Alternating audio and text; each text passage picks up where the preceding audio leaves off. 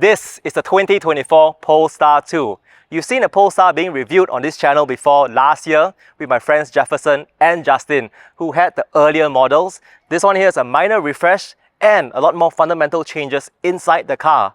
So in this video, I'm going to talk about a tour of this car, the driving experience, the charging experience, and share with you a final verdict on who should be getting this car. Click subscribe to stay updated to more videos on EVs. This car comes in two configurations. The entry-level single motor standard range starts at 262k Sing dollars and has a WLTP range of 532 km. Lot more than the previous year's version. This one here that the Polestar 2 team has allowed me to test drive this week is the dual motor performance long range version. This one here is 320k Sing dollars inclusive of Cat B COE. And it has a WLTP range of 568 km. Real world range, according to owners who've had it so far, is about 480 km. No problem driving it all the way up to KL and even a little bit further. Now, if you look in the front, the biggest difference is that the grille from the original version, the black grille, is now replaced with this smart sensor, smart array, making it look more like an EV. With the old Polestars, it's harder to tell that it's an EV rather than an ICE car. So here you got they do use radar, unlike Teslas, where Teslas move purely to camera vision. And in here, there is a frunk as well. You'll see a very nice, elegant Polestar logo, not just in front, but throughout the car. In the sides of the car, as we go over to this corner here, you will see the iconic horse hammer design. So as I unlock it, you see the lights here. Very nice. And this design is unique to the Polestar 2. You'll see the Polestar logo in here as well. It says Polestar Pixel Technology inside here. So as we lock and unlock the car, you see the lights come on. Now as we go to the sides, this version, because it is the performance version, has larger 20-inch wheels.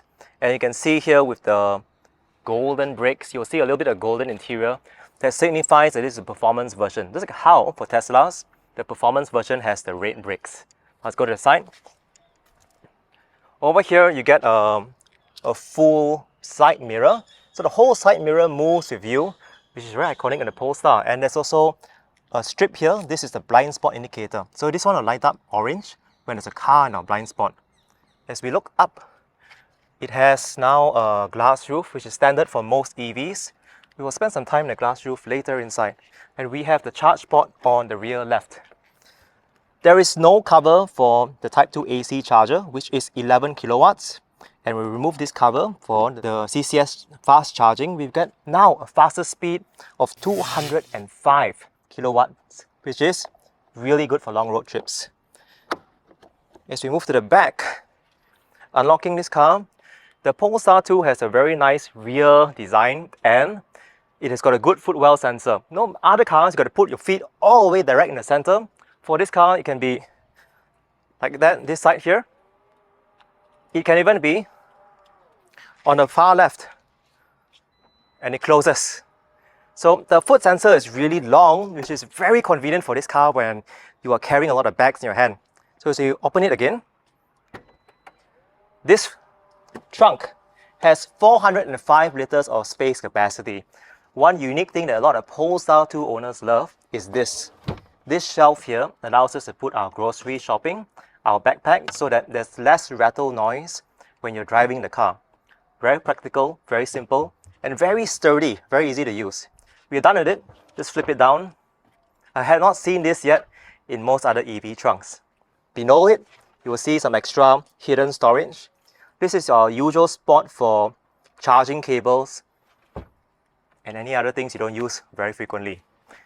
That hole over there in the middle, Polestar says is for your skis. Now, because the brand originally comes from Sweden, of course, you want to do your ski trips, you can open that hole in the middle to put really long items. Or if you're shopping in IKEA, long furniture as well. You're ready to close, you can either press this button or foot in. Just like that. Now, you see in the exterior, this white color is one of the most popular colors next to pearl white magnesium color. These two are the two most popular colors, and there are about 300 Polestar 2s in Singapore now. So the Polestar 2 team says that this is one of the top 10 EVs in our countries. Now let's head inside and check out the interior. Before we do that, maybe let me show you the frunk.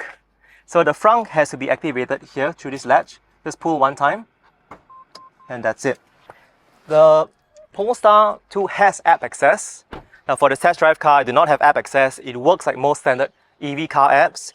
However, for the frunk, you still need to manually pull up the latch. And there's a yellow latch over here. So you push on it, like so, and then you pull it up, revealing a 41-liter frunk. Good enough for my backpack. I hope there'll be more space. Now, with the 2024 Polestar 2s, the single motor has shifted from front-wheel drive to rear-wheel drive, giving it a nice sporty feeling. For this performance version, there are motors in front and in the back, so two sides.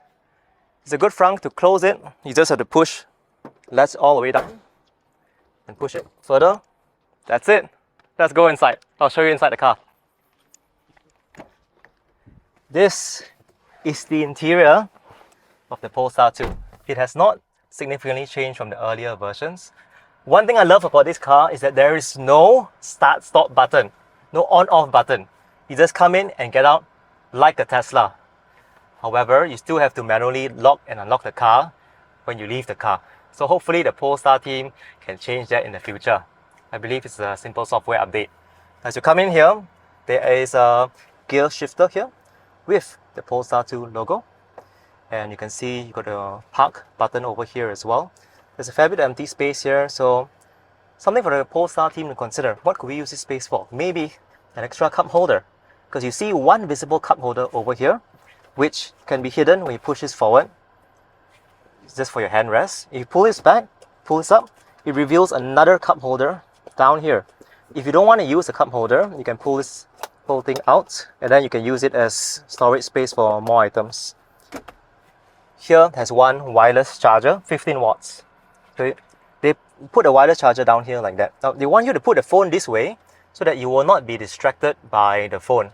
So very interesting design for safety, because the legacy is Volvo. Talking about the legacy, you see these seat belts here. It's got this sign here that says since 1959, because Volvo was the first to make, invent and patent seat belts, and because it was so useful, they actually released a patent to allow every other car manufacturer to use seat belts, which reduces fatalities and injuries today. Here you got a 11.2-inch screen. This is a touch screen. You see Google Maps over here. The whole computer is controlled by the Google Android Auto operating system. So it's native. You can see there are a lot of apps over here. So if you've been using an Android phone, pretty standard things. YouTube, Google Assistant, you got Prime Video. If you are an iPhone user like me, there is also Apple CarPlay. However, for Apple CarPlay, it is still wired even in the 2024 version. How do you connect? Now, my camera person is shaking because she drives a Tesla Model 3 and she says it needs to be more modern. So there's these two flaps here. I wish that the Polestar team don't need these flaps for the USB-C because it's a bit lot. This one here with the white circle, that's a data connection. So I'd plug in my iPhone with a USB to USB-C cable here to activate Apple CarPlay. Because of that, I just find it a lot easier just to use the built-in Google Maps, which is already pretty solid compared to most other inbuilt navigation from other brands. Here, there are buttons in the steering wheel. This middle button activates the cruise control. I tried it, it's decent, however it's a bit lighter and loose, so you got to be quite alert. It doesn't replace the driver at all. Then you've got the voice assistant button over here. So when I click this, it activates Google Assistant. Turn up the temperature. Sure, turning up the temperature. So that's Google Assistant doing it. I can also say, okay Google, I'm cold. Sorry, I can't control that in this car. Let me try that again. Okay Google, turn up the temperature. Sorry, it looks like that thermostat hasn't been set up yet. So you can do that in assistant settings. There are some nuance or limitations. When I press this button, turn down the temperature. Sure, then it works. Down the temperature. What if I say, okay Google, navigate to Marina Bay Sands? Navigating to Marina Bay Sands, Singapore. That's pretty solid. And inside here, the cockpit's quite traditional car. There's a 12-inch driver's instrument panel that shows your battery level, your range. It will also show the map later when I'm driving and navigating. Okay, there are lots of buttons in the side, the usual door control mirror buttons. The seats are adjustable. You can remember the driver. The seats also are ventilated. They are, compared to a Tesla Model 3, which I spent a lot of time in, this is stiffer and the interior is dark. I wish they had a white option. However, the gold accents really look nice in here. Now that you've seen the front, let's spend some time behind. See you in the back seats. Welcome to the back seat of the Polestar 2. Complementing the two USB-C chargers in front are two more down here, hidden down in this flap. You got aircon vents here, the seat heaters. Behind, while there is a nice panoramic glass roof, the glass roof ends at the passenger's head. That means if someone is taller than me, you may have a little bit more head knocking potential. It's good enough.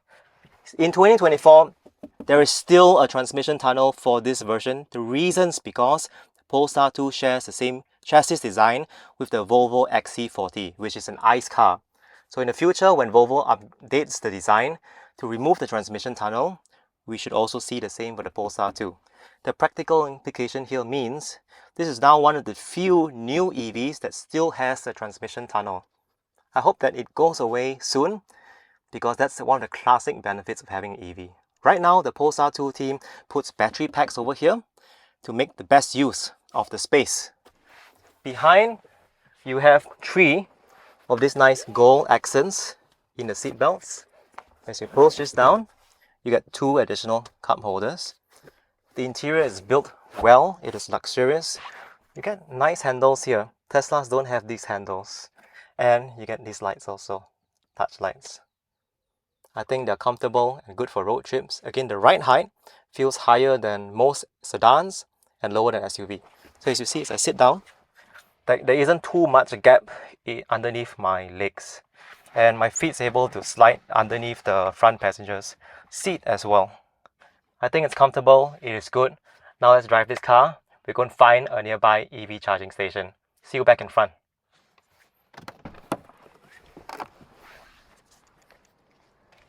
Back in the front seat, we're now going to go to an EV charger. Normally we go one in a residential or in a mall. Today we're going to go to a commercial one.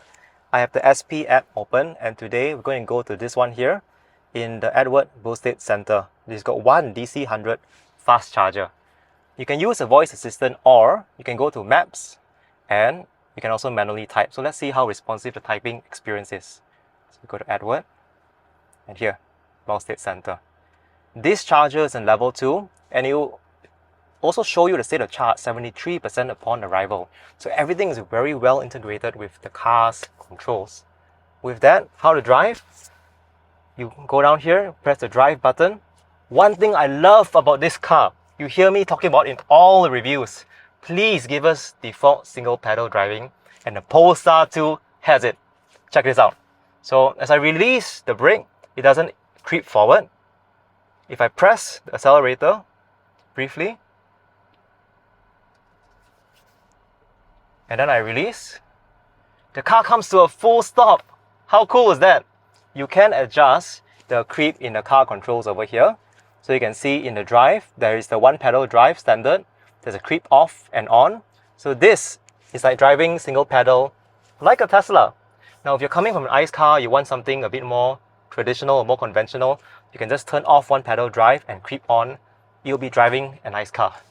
With that, let's go and make our 13-minute drive. The turn signals are on the left stalk.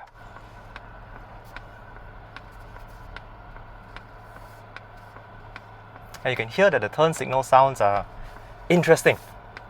At first, our passengers were also wondering, what's happening? So there is an exit over here. The car is quiet. It's a very responsive drive. The car feels very planted on the road, and because this is a dual motor performance version, it can go from 0 to 100 in 4.2 seconds. The ride height is interesting in this car. I like it a lot because it rides between an SUV and sedan height. When you're driving like a BYD Seal or a Tesla Model 3, you are riding lower. This is not as high as, let's say, a Tesla Model Y. And it's got a good suspension. It's pretty comfortable.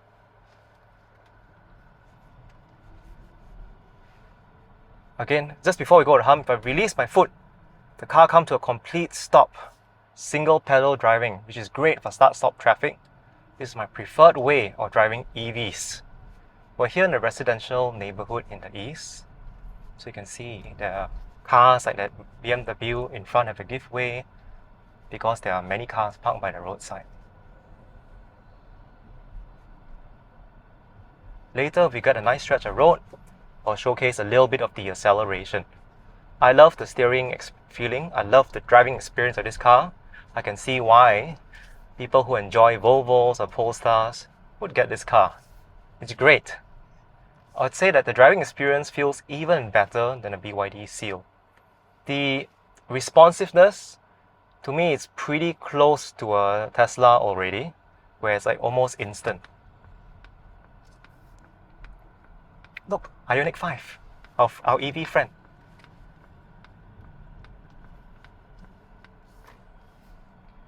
Now, as you come to a red light, I just want to show you that you can see the Google Maps over here in the main touchscreen, and you can also see the map here in the driver's side. So it's helpful, it's good dual information. My speed is there, my state of charge is on the right. The only thing that this car does not have is a heads-up display that some other brands, even like the BYD Seal, has.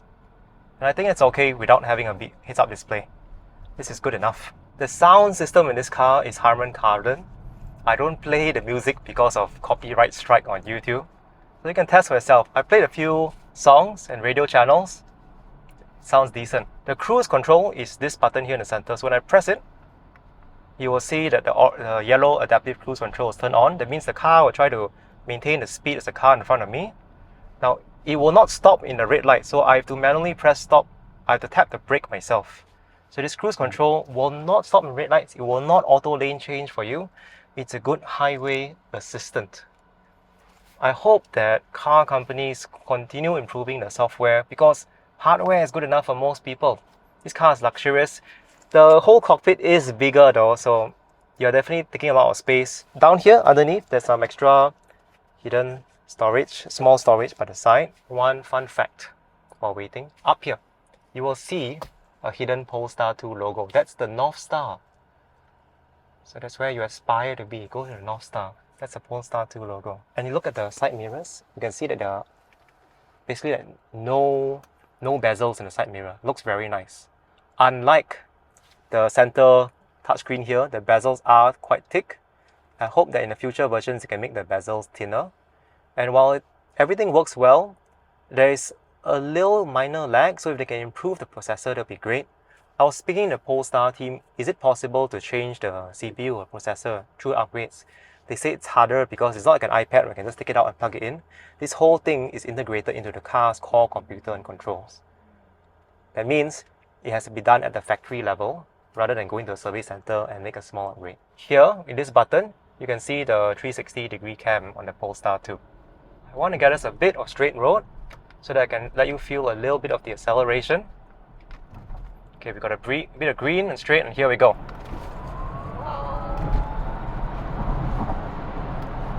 So this is very responsive. The performance version goes 0 to 100 in 4.2 seconds.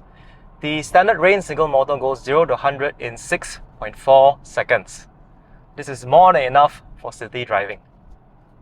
It's a very fun car to drive. I highly recommend that you at least test drive this car to just see what's potential of other, especially non-BYD, non-Tesla EVs. Nowadays in Singapore, BYD and Tesla are by far the most popular EV options. You see them everywhere on our roads. Polestar 2, a lot less. As you can see around us in Singapore, most of the cars are still ICE cars. So every one of these switching to an EV, like if every Volvo owner gets a Polestar 2, that's a win for an environment. We're almost at the end of our short 10-minute drive. And you can see that it's just a very smooth, very quiet experience. Suspension is great. This is as car as it gets. If you're moving from an ICE car to an EV, this is a very easy transition, and I think most people will love the driving experience. It is not as futuristic as a Tesla with a huge touchscreen in the middle where most things are being controlled. There's a good size glove box as well on the front passenger side over here. So you can see, decent size. And like an old school car, you just open and close with a button. With a Tesla, you have to press a button in the touchscreen. So some people don't know how to open a glove box. So that's one small thing that some people will say, I don't want my car to be too futuristic, too chunky. I love the buttons. This is a good middle ground. Future Polestars will continue to advance the design. There will be no transmission tunnel. If you've seen the Polestar 3, the Polestar 4 in the recent Singapore Motor Show. Okay, we're in the industrial area. This is my first time to this building. We're going to make a right turn over here. And our EV charger is going to be at level 2. It's always nice exploring and finding new charging stations. Let's see where the car park is. Looks like on the left side. And once you head in, it will be in level 2, lot 6 to 10. Just now when we were navigating here, we saw that there were other EVs using some of the chargers. So let's see what brands we spot here. Will we find a Tesla? No friends today. All our friends are gone. Okay, when you find an EV charging station, you want to park at the right one. So the first thing we do is look at the box. It says DC 100, so that's the one to go for. And we want to park in the right spot because those further down are AC, and our charge port is in the rear left. So this spot next to us would be a good spot. So as you click reverse, you can see that the parking cameras are helping. There are 4 cameras around the car. The owner filming this video will clearly be shaking her head. Yes, I need to work on my parking skills, my reverse parking skills. Nobody is perfect, and practice makes better. So here we go in slowly. And again, the side mirrors are very helpful in just making sure that we avoid the obstacles. And you can see over here in the orange, these are all the proximity sensors. As we head in, the 360-degree cam does its job. Whoa, gentle.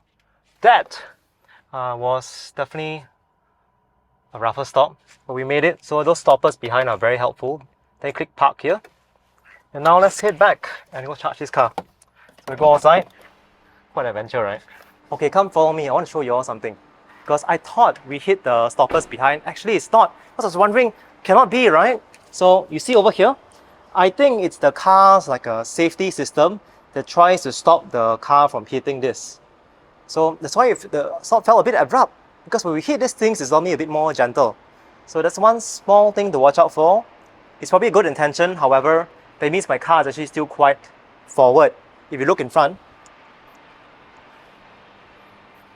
you can see that we're actually quite forward out here. Also a nice time to show you the beautiful tall hammer. But it is okay, for this video's purpose, we just do a brief charge. Over here, we take this DC 100 gun and we pull it in. Very heavy cable. Remove this flap. I plug this in. You see the light turns green. Now I need to open my SP app and scan the QR code over here. There's always a QR code next to where you plug out the charging gun. And when you're ready, we click start charging. It takes up to 30 seconds. You all are used to this by now. The key point here is that a lot of EV chargers around Singapore, even in the most ulu places. Okay, you see the user interface is preparing the charge. Let's go back to the side of the car and let's see what the charge port looks like. There's some green, so I guess the charging should be okay. It turned from yellow to green, so now it's blinking, it's charging already. So this one goes up to 100 kilowatts. Now some of you were asking me, can I charge this car to 100%? I was talking to the Polestar 2 team. The batteries that this car uses, they have a 82 kilowatt hour battery pack down here. You can see 82 kilowatt hour battery pack. This is for the dual motor long range. For the single motor standard range, it's 69 kilowatt hours, which is more than the previous generation. And it's not lithium iron phosphate, it's not LFP batteries like, let's say, the Tesla rear-wheel drive. So they don't recommend charging up to 100%. For daily use, 80% is great. If you need to do long road trips, fine, go up to 100%. So there's one thing to be mindful of. Every battery chemistry has different best practices for charging. Up to 205, but because this is 100, and in Singapore, most of the DC chargers are around 100 kilowatts. So there is still more room for it to grow. It's a bit more future-proofed. Here's my final verdict for the Polestar 2. The first is that it has great design that most people agree. It's sharp-looking and pretty modern. And it's got single pedal driving, which is very rare to find in most other EVs outside of Tesla. And the single pedal driving is default. I don't have to turn it on again every time I start the car. The rear footwell sensor to open the trunk is amazing. It is wide, unlike some other brands where you need to put your foot exactly in the middle. It's got a great Android Auto built-in operating system, which means that the built-in Google Maps works great. You don't have to pair your phone if you don't want to. And also, the range for this 2024 version is now pretty solid. At least 480 kilometers of real-world range. More than enough for EVs driving in Singapore, Malaysia, and you feel so adventurous, even Thailand. By the way, talking about road trips, this car also has roaming in Malaysia. So if you're driving in KL, the built-in 4G in the computer works. Now, what can this car do better? The big thing is pricing. Entry-level price is 262K, and this top spec version that we're test driving is 320K, which means that the price is 40% more than the equivalent Tesla Model 3 or BYD Seal. So it is not for everyone, it's going to be a bit more niche. There are about 300 Polestar 2s in Singapore, so there is still a market for this. And last week, when we saw on the Singapore Motor Show, there are more than 40 new EVs being launched in our country. And I believe that if you are a Volvo ICE car user, you're driving an ICE, BMW, Mercedes, Porsche, considering a car like this, every ICE car off the road is a win for an environment. So let me know what questions you have for the Polestar 2. If you found this video useful, please click the like button. And before you click subscribe, I now want to turn the camera over to a Tesla Model 3 owner to get her impressions of this car. This is a special bonus segment. Okay, behind the scenes we have Rachel. Hi. So you all have seen Rachel before on our channel. She owns a 2021 Tesla Model 3 rear-wheel drive. So what's your impressions of this car so far, Rachel? This might come off a little bit biased, so I'm gonna do a little bit of comparison. I think the design-wise is excellent. It's a bit different from Model 3. I imagine this is a bit more chunkier, a bit more manly and more industrial look. Definitely, I love the designs, like the white logo contrasting against the car. The disadvantages for me is really seeing the interface. I'm really very used to a much wider screen. It's quite great they have the single pedal driving. So the same for Tesla. And I think something that Tesla doesn't have is right now what Daren demonstrated, using your leg to open the back. We don't have that right now, unless you do some form of modification. Overall, it's not bad for a car. Yeah, but I think the price point is can be a bummer. Thank you, Rachel, for your verdict. Now, if you are someone who's transitioning from ICE to EVs, this is an easy option. So you can now click subscribe to stay updated to more videos on EVs. And thank you so much for filming today's episode. Welcome. Sound test, 1, 2, 3. Sound test. Okay.